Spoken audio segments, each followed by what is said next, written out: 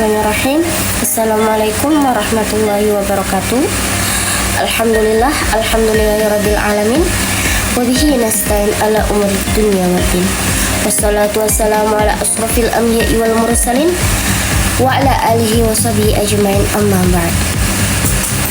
Pertama-tama marilah kita panjatkan puji syukur kita kehadirat Allah Subhanahu wa taala yang mana telah memberikan kita nikmatnya kesehatan sehingga kita dapat menyimak materi kita bersama, yaitu teori perkembangan kognitif dari Jean Piaget.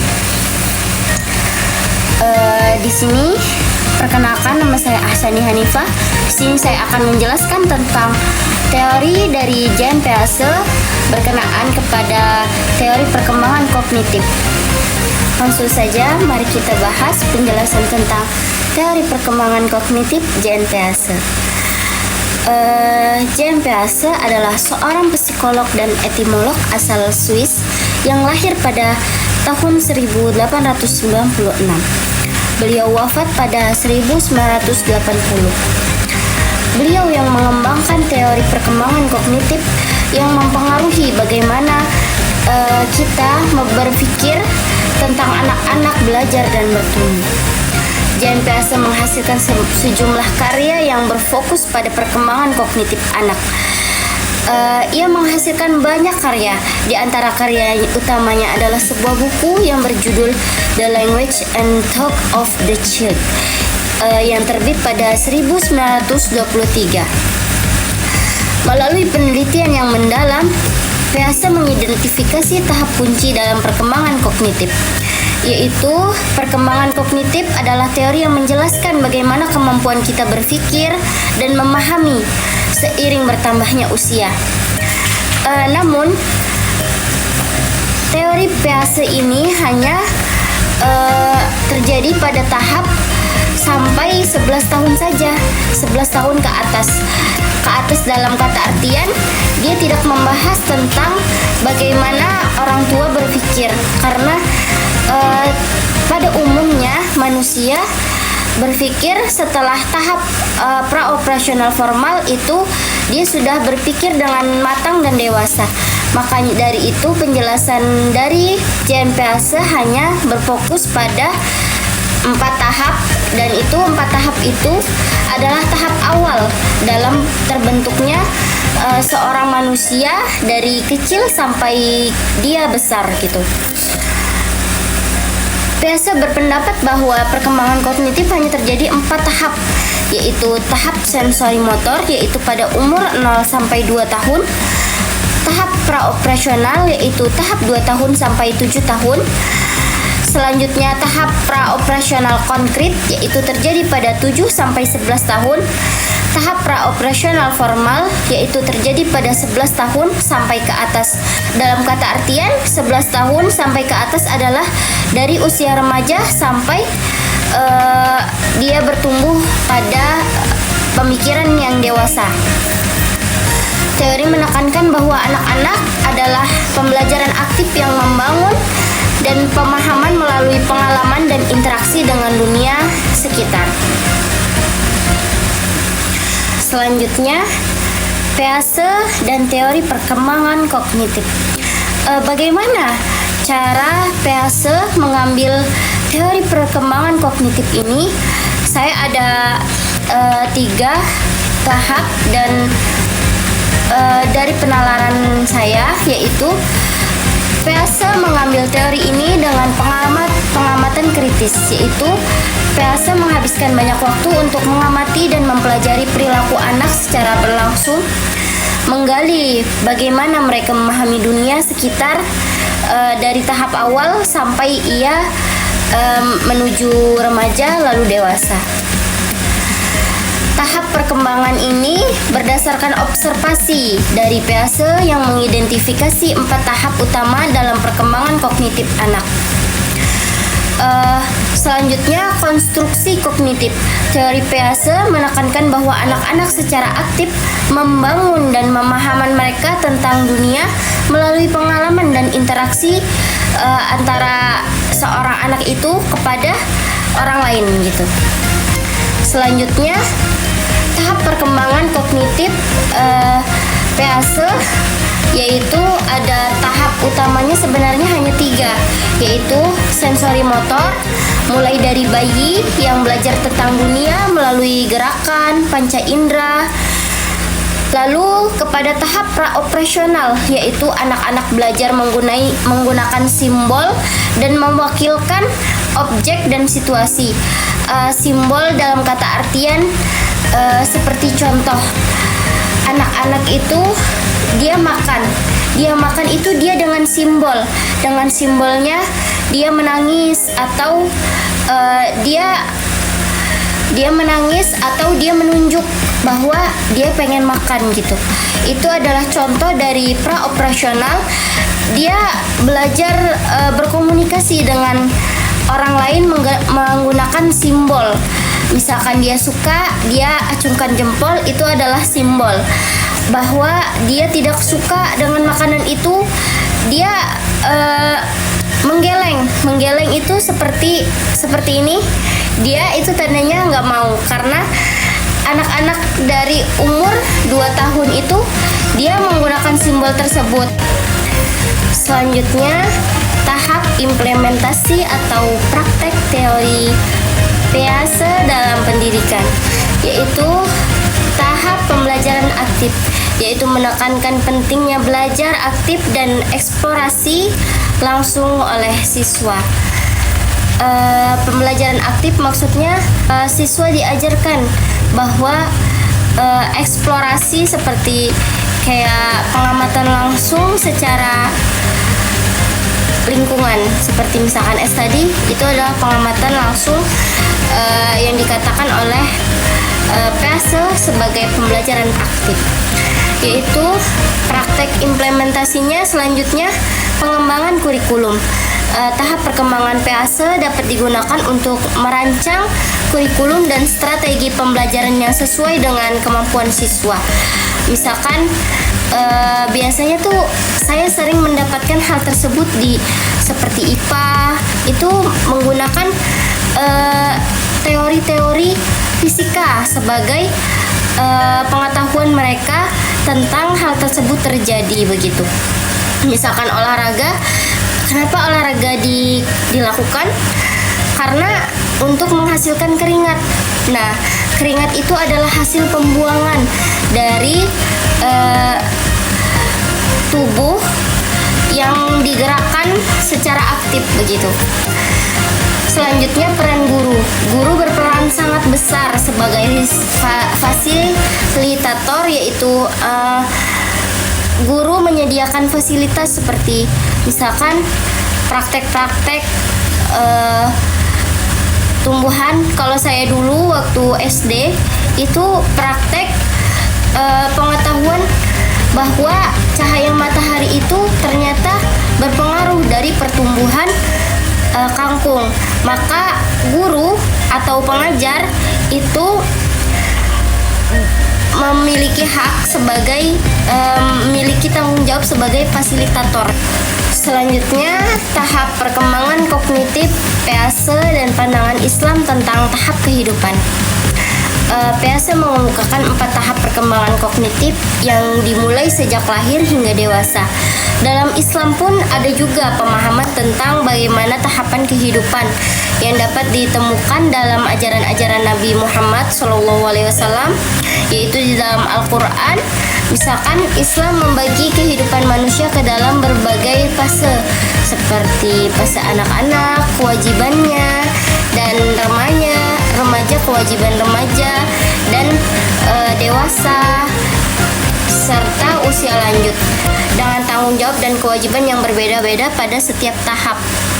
Biasanya sering ditemukan di Al-Quran bahwa seorang yang belum balik atau masih anak-anak itu akan diperintahkan untuk sholat, untuk tidak membentak orang tuanya.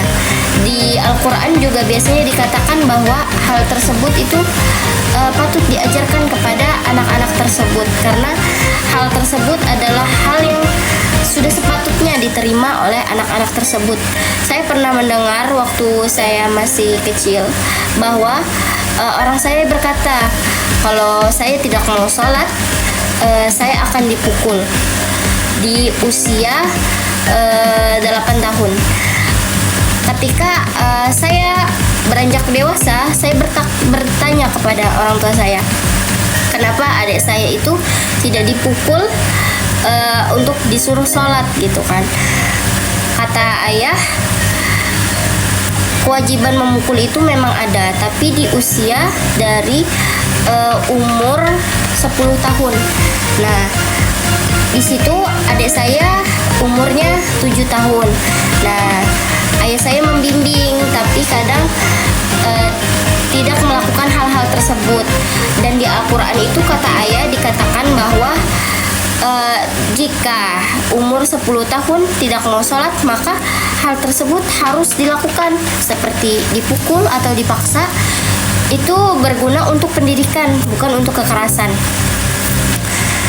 Karena tahap perkembangan kognitif dan pandangan Islam ternyata berkaitan, walaupun mungkin keterkaitannya tidak terlalu banyak, dan di dalam Al-Quran tidak menyebutkan secara spesifik bahwa seorang anak akan seperti ini gitu. Cuma dikatakan dalam Al-Quran tentang kewajiban anak, kewajiban orang tua dalam mengajarkan anak itu pada umur dan fase tertentu. Selanjutnya, kritik dan kekurangan teori Peirce, yaitu kekakuan tahap. Kritik terhadap teori Peirce adalah bahwa tahap perkembangan kognitif tidak selalu terjadi dengan kaku dan berurutan. Kenapa saya katakan terjadi kaku dan kadang tidak berurutan? Karena kadang anak itu memahami hal tersebut tidak selalu seperti itu, karena tiap anak-anak itu akan berbeda gitu. Ketika diajarkan, pemahaman mereka akan berbeda, karena setiap manusia itu pemahaman dan EQ-nya itu mungkin berbeda-beda. Jadi tahap ini tidak selalu berurutan di usia tersebut gitu. Karena saya pernah menemukan orang di kampung saya itu dia udah usia sekitar 11 tahun ke atas, tapi otaknya itu masih loading.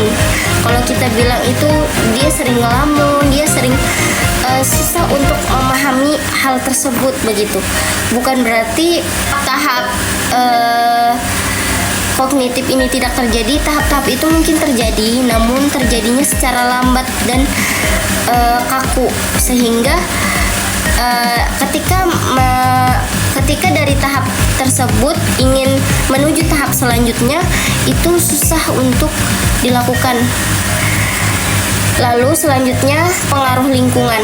Teori Peirce, kekurangan mempertimbangkan peran lingkungan dan budaya dalam perkembangan kognitif anak. Pengaruh lingkungan maksudnya seperti apa? Pengaruh lingkungan. Lingkungan itu berpengaruh karena seorang anak itu sering terdidik oleh lingkungannya sendiri, sehingga lingkungan dan budayanya itu sebagai patokan dia untuk berpikir. Kebanyakan seperti itu. Itu kekurangan dari teori Peirce.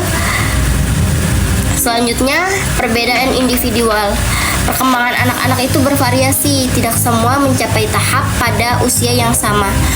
Dalam pendalaran Peirce itu hanya sebagian besar, namun tidak jarang anak-anak yang mencapai tahap-tahap tersebut itu di usia yang sudah lambat begitu. Ada juga yang cepat, karena setiap anak itu berbeda-beda EQ-nya, berbeda-beda cara dia memahami, sehingga hal tersebut susah untuk dikatakan bahwa hal tersebut akan terjadi di usia seperti ini, karena tiap individu itu akan berbeda-beda, kembali lagi kepada pribadi masing-masing anak gitu. Selanjutnya, kelebihan Peirce dalam memahami perkembangan kognitif, yaitu pengaruh yang sangat besar. Teori Peirce merupakan kontribusi penting dalam memahami cara anak-anak belajar dan berkembang secara kognitif.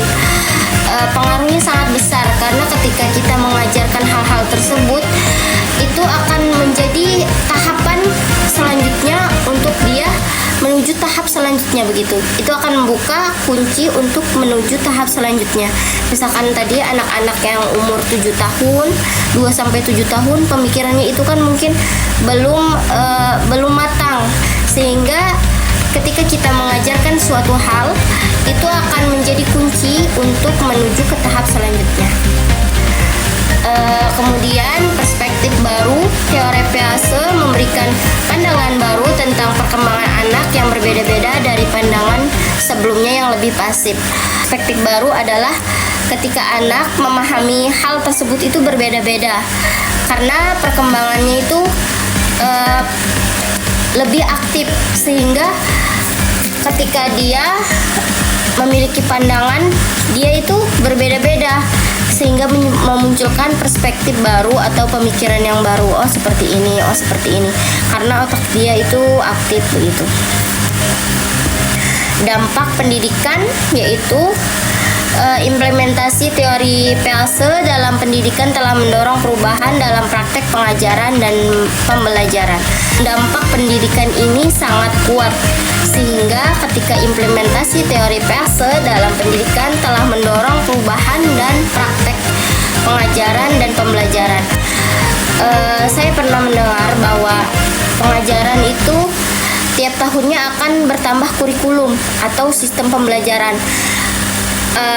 Kenapa sistem pembelajaran itu bisa berubah-ubah? Karena dia menyesuaikan dengan teori perkembangan kognitif anak. Jadi ketika kita melihat anak ini seperti ini, teori itu akan berubah. Teori yang awalnya anak SD kelas 6 itu mereka harus memahami ini, sehingga akan bertambah kurikulum atau sistem pengajaran yang baru begitu. Sistem pengajaran itu dilakukan oleh seorang guru atau pengajar untuk seorang anak agar apa yang mereka lakukan itu tidak memaksa seorang anak dan anak itu merasa have fun atau tidak merasa tertekan. Karena itu dampaknya itu ialah ke pendidikan begitu. Baiklah, slide tadi adalah slide terakhir untuk menutup perjumpaan kita pada siang hari ini. Saya Ahsani Hanifah, saya pamit undur diri. Terima kasih atas penjelasannya. Kurang lebih dalam penjelasan saya atau kesalahan pada saat penyampaian, saya mohon maaf sebesar-besarnya. Saya akhiri. Ilahi sabilil haq fastabiqul khairat. Wassalamualaikum warahmatullahi wabarakatuh.